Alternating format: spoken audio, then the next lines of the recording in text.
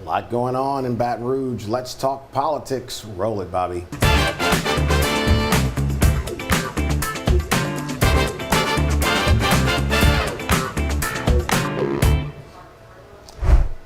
How about this, huh? In front of the touchscreen with John Couvillon, JMC Politics, Polling and Analytics. And man, one of our favorite subjects is politics. And look at this field of candidates running for mayor here in EBR. Mayor President Sharon Weston Broome, Ted James, Coach Sid Edwards, Ryan Bad Business Carter. Anyway, so let's talk about this field, man. What were your initial thoughts when everything closed up? Number one, it was a late developing field. Number two, you could think of infinite number of possibilities as to what the runoff configuration would be. But I think for starters, we basically have to put Mayor Sharon Weston Broome into a guaranteed runoff spot. So that's what I thought. I talked about that last week on TV, that you've got the mayor in the top spot. Now, what's interesting is going into qualifying, it's her and it's Ted James. Right. Sid getting into this is different because he's very well liked here in the parish. Football coach, getting in, Republican. His impact on this race, I think, has a lot to do with Ted James because he pulls Republican votes off of Ted James. Do you agree with that? Partially, because the thing you have to appreciate is, I would say right now that East Baton Rouge Parish has about a 45% Republican contingent.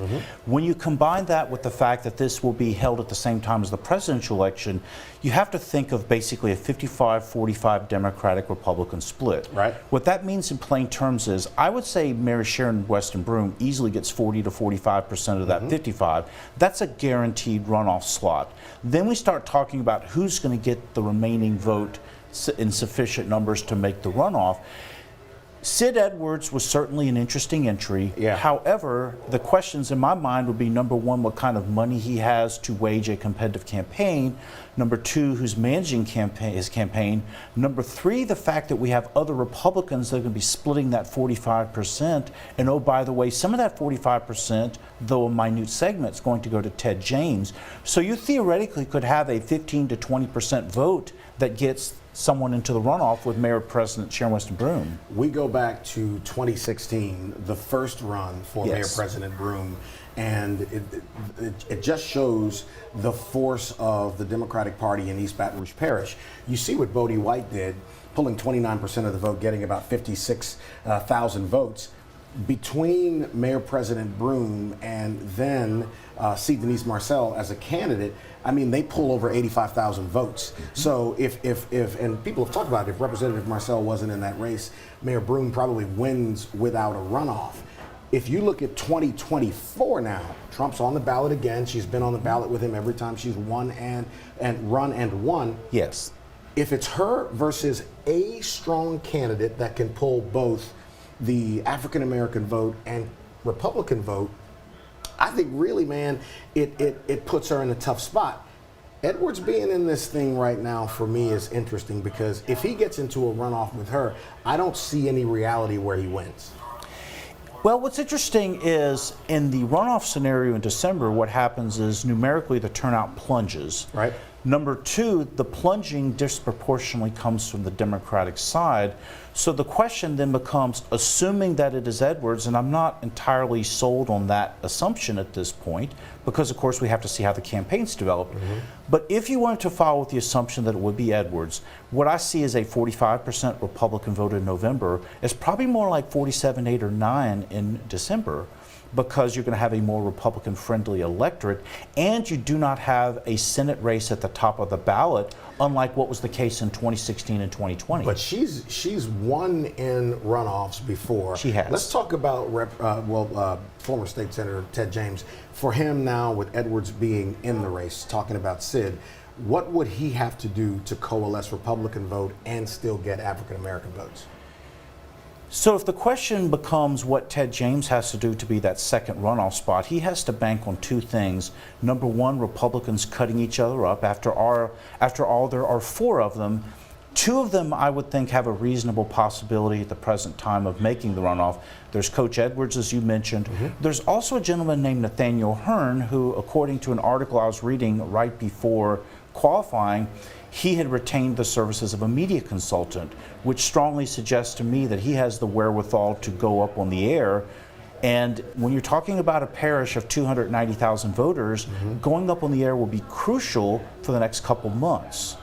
Well, but again, you get in, how much money does he have on hand? And you talked about Coach Edwards, that's really the thing. Ted James has a pretty sizable war chest.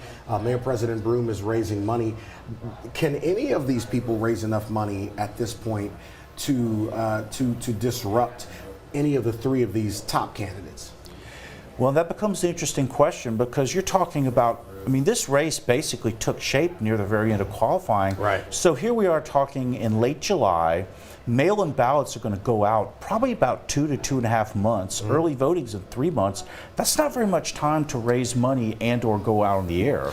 Listen, you know, it's interesting with Champaign-Roundtree being in this race, and I was talking to somebody about this yesterday, is that that voting dynamic here. There is a population that does support that political ideology and obviously the whole trans movement. Right. What do you think the impact of William Champaign-Roundtree will be? Minimal. Minimal. And I would say she would be the Hunter Lundy of the mayor's race, which is the potential to create a lot of buzz, but the question is, what constituency would that individual have to be able to make the runoff? who makes the runoff? Number one. Number two, I'm going to leave the jury open, because you do have several people who could. There's one where you're using the criteria of name recognition. There's one where I'm using the criteria of available funds by the virtue of his hiring a media consultant. And there's a third person who he basically has to straddle the ideological fence to get a sufficient number of voters to outclass the other two. So it becomes a very interesting multi-dimensional game of chess. So, you know, we're not, Alyssa's saying we got 1 minute. We didn't get into much of the presidential race. I got to get you back to talk about that, because Definitely. that dynamic is so different right now. But in under a minute, if you're calling this, what's the impact of Vice President Harris getting in? Minimal. Minimal. So you still see the outcome being that Trump becomes number 47. Likely. One of the things you have to appreciate is the polls have only moved 1 point in Harris's direction. That's despite having almost universally positive media coverage over the last week. John Couvillon, tell people where they can find you. Yes, at WinWithJMC on Twitter, and I also have winwithjmc.com, where I periodically write about all things political.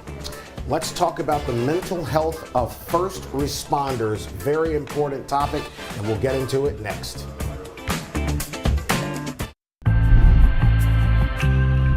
You know, the discussion of mental health for first responders is really not one that we do a whole lot. We talk about military veterans, as we should, and people who work in education, but for the men and women who deal with some of the most awful scenes that you can imagine, there's not a lot of discussion about that until now. So joining us on the program, straight from Houston, Texas, former Baton Rouge Police Department officer Kawasaki Lee, and he and I were having a conversation about this. And Kaylee, it's interesting, you were in law enforcement here for a while, and you know the stories of what a lot of the men and women see that most of us don't encounter on a daily basis. Why isn't the discussion of mental health for first responders had more? I think it's important. First of all, hello to everybody. I think it's very important because when my thing is that when public servants are not okay, then the public is in danger. Right. And sometimes we overlook that by working so much. I know for me, work had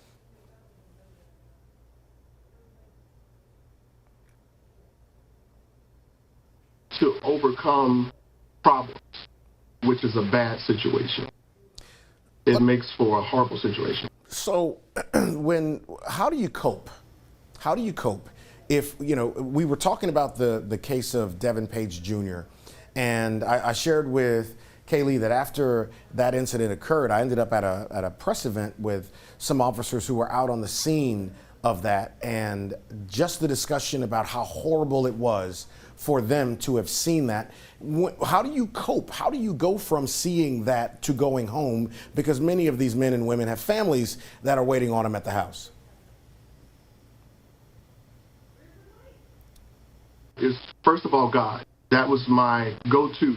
was God. I mean, I had to pray. I had to constantly stay with my spiritual leaders, my pastor, talk with him about things. Another thing is family.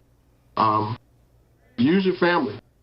Some of them may understand, some of them may not. Use your family. Also, mental hygiene. Be careful about what you are putting into your mind. Be careful about what you're thinking. Be careful about what you're seeing, especially in professions like this. We have to be careful about what we allow into our spirits, because we're already dealing with death. We're already dealing with a lot of things that normal people don't see. Another thing is, man, get away, take you a vacation, and be on vacation when you're on vacation. Don't answer the phone. Don't do anything. Just be on vacation. And another thing is counseling, individual and collective counseling with your family. I will tell you that it has to be continuous. These 5 things have to be continuous.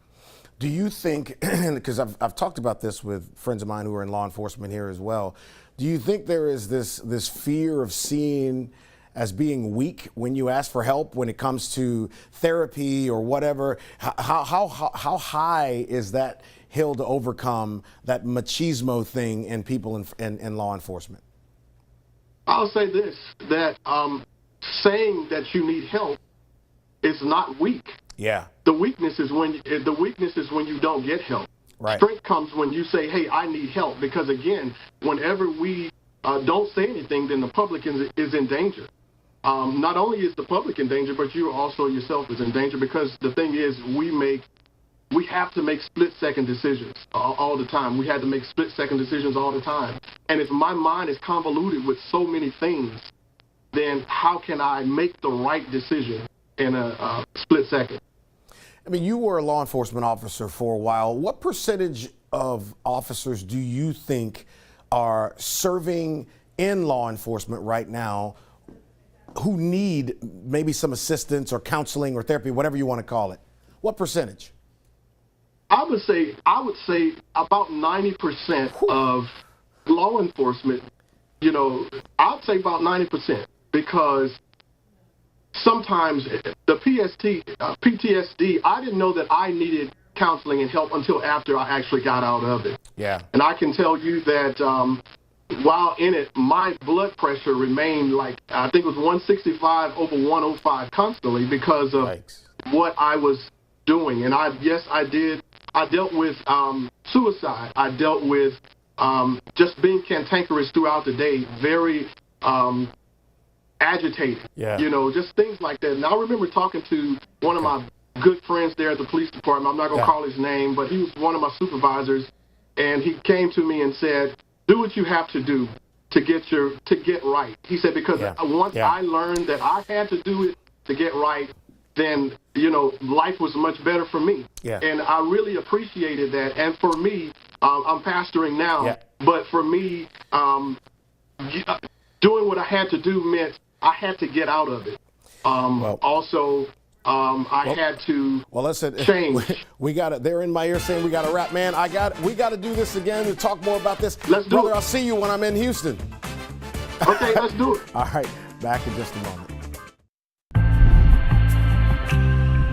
State Representative C. Denise Marcel is here with us. He got a lot going on this fall. We'll get to that in a minute. But let's first talk about something that's happening next week at Baton Rouge Community College. You and your colleagues in the legislature are having a discussion, an update. What exactly is it? Well, it's called a legislative briefing. Okay. And what we thought was important that we would let the community know the things that occurred in the legislative session, the laws that have passed regarding several things, whether it's criminal justice, elections, voting rights. We certainly need to know what's going on with that, health care and education. So it's primarily the entire Baton Rouge delegation. Both senators will be there, Senator Cleo Fields, Regina Barrow, myself, Representative Vanessa Castle-LaFleur, and Barbara Carpenter, and Edmund Jordan. How was the working relationship this past session? I mean, you had new colleagues coming in, very Republican legislature, new governor. How'd y'all work together? It was difficult. And when I say difficult, it was difficult to get anything passed. Okay. That was substantive, according to what our agenda was, whether that was raising the minimum wages or the things that we fought for our communities, that certainly a lot of those things didn't happen. A lot of things in criminal justice, I believe, went kind of backwards. And there were a lot of things that they were calling voter integrity that I think presents a challenge, particularly to our seniors. There are a lot of laws that were passed recently that will make it hard on people, from having to serve 85% to parole basically going away, to lowering the age of being an adult to 17. And I've said this before, for a lot of kids, particularly in communities of color, we need to inform them, hey, if you get into this system, it is going to be harder to get out of it now. Absolutely. And so those are the kind of discussions that we need to have. And you know, we would love for the entire community to come out, but a lot of times that doesn't happen. So we're going to have a lot of the groups to come out that are, and the leaders in the city, so that they can get the information and then they can take it out to different churches and different places. But we're asking, you know, pastors, leaders, everybody, the general public to come out and find out what's going on. The only way you can know what the laws are that have changed is if we tell you. I just did a recent mailer to my district talking about all the laws, but it doesn't really explain them. It tells you what has passed and the acts that are now in place, because I want the voters to be aware and informed. Look, I mean, where are you going to put them now? Because I think arrests are going to go up because of the way these laws have been, the new laws that are on the books. But where are you going to put them? Well, I believe that the reform that we did several years ago when I came to the legislature is just being reversed. And I think what they're going to see is locking people up does not make us safer. All of us want safe communities to live in, but just continue to lock people and house them is not the answer. So a lot of the programs that we were getting the savings from, that we were putting back into the community, those programs, you'll see them go away because there will not be the funding there. And you know, what I liked about it, it was a bipartisan effort when we did it. It was reform, it was about the dollars. We continue to have problems with facilities and staffing for the facilities. So I don't know how they intend on moving this new agenda. I don't know. Alyssa, give me one more minute here. The investment, you supported, and I'm so thankful for it, the effort to get funding for the Inspiration Center that'll be in your district on Winborn Avenue. And we got a minute. I need you to be able to explain to people, when you invest in disinvested communities, the upside benefits everybody.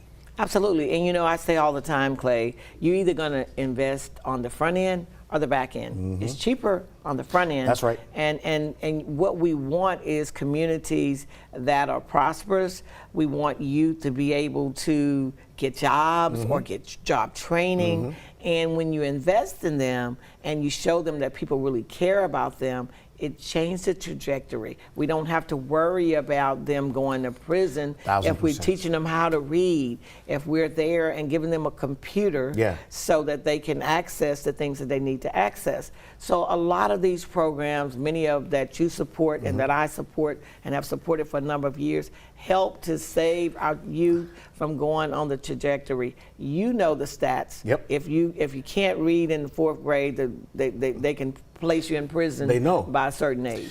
State Representative C. Denise Marcel, I appreciate you coming on. Don't be a stranger. Absolutely. All right, let's talk about one of these programs helping kids next. You know, we just had State Representative C. Denise Marcel in here, and we didn't get a chance to mention that next week on the 3rd, there is a back-to-school giveaway that she's done a few years now, and it's going to be at the Gus Young Park. And so there's the date, the time, and make sure that if you're interested or in the area, you take advantage of that. Speaking of taking advantage of something, how about taking the advantage to invest in our kids in education? Andrea Simmons, educator here. You've been doing this for so long. Tell me about the pledge that you have now. Yes, it's an initiative that we brought about that I think is really great for our parents. It's campaigning for our parents, our pledge to be a part and supportive in our kids' education, which is very important, and collaborating and making sure they have the greatest education that we can give. So the parent involvement is very essential. You know, for a while now, you've had a program that's engaged kids at Glen Oaks, and now it's spread to other places. Tell everybody about the LIT program. Yes, You Got Us Lit, that's my baby. I tell you what, making sure that we can educate these kids on life skills, financial literacy, just giving them the leadership that they need to be successful in life. The program is in 3 schools. It's Glen Oaks, McKinley, and Ostroma High School. So just being involved and being engaged with these kids is very important. The passion is there, and in every kid or student that I can touch, we want to make sure that they're successful in life. Education now is so different because it's not just about what you teach them in the lesson plan. It's really treating the whole child. Tell people how it's different right now. It's different because, listen, I mean, life is different, and our kids are having to grow up as, so much faster than they need to be. And so because of that, we want to make sure that they're ready for those real life experiences that they're going to face. So if we can provide them with that information and those details right now, we can make sure that they're successful moving forward in life. How can people learn more about your program? They can call me at the EBR school system, and also they can email me at asimmons2@ebrschools.org. I got a minute left here. The importance of parents engaging in a child's education cannot be understated.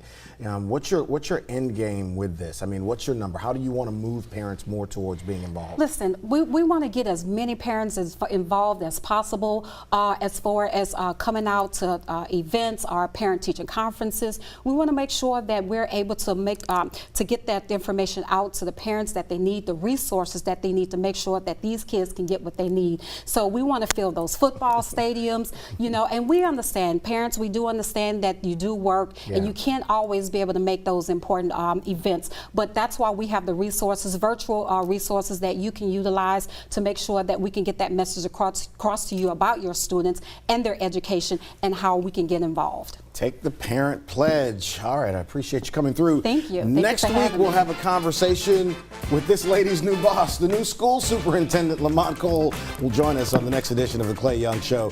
You guys have a great weekend.